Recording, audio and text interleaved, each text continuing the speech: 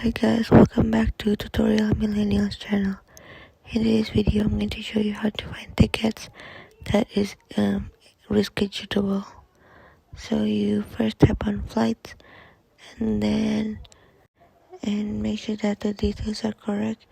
Your location, date, and passengers, and tap search. And then there on the top, you can scroll and then tap on the one that says free reschedule, and then that's the only airline. So for example, I want to use Thai Airways, and to go back I want to choose different airline, so it's fine because you already choose free reschedule on the departure flight. So just tap on the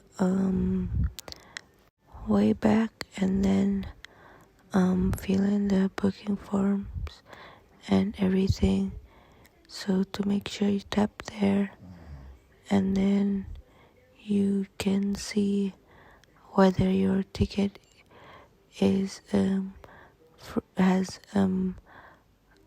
is able to be refunded or not.